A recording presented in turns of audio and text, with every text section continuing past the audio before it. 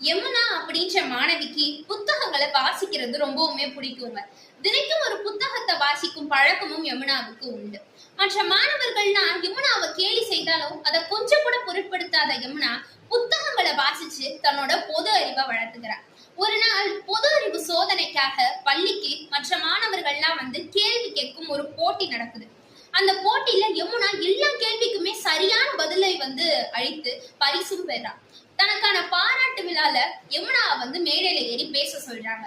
யமுனா சொல்றா, எங்க பாட்டி சின்ன வயசுல இருந்து ஒரு விஷயத்த சொல்லுவாங்க, வாசிப்பை என்னைக்குமே கைவிடாத, வாசிப்பு கண்டிப்பா ஒரு உயரத்துல கொண்டு போய் நிப்பாட்டும் அப்படின்னு நான் பாட்டி சொன்ன அந்த விஷயத்த மன்றத்துல பதிவு செஞ்சுட்டு மேடையை விட்டு கரதோஷத்தோட இறங்கி வர்றா யமுனா.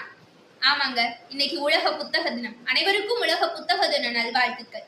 கோடை விடுமுறைய வீணாக்காம தினைக்கும் ஒரு புத்தகத்தை படிச்சு இத குழுகுழுவான விடுமுறையா மாத்துவோமா? புத்தகத்தை படிக்க படிக்க உங்க மனசுல இடி இடிக்கும், மழை பெய்யும், மகிழ்ச்சி வெள்ளமாக பெருக்கெடுத்து ஓடும். வாசிப்பை நேசிப்போம், வாழ்க்கையை வண்ணமயமாக்குவோம்.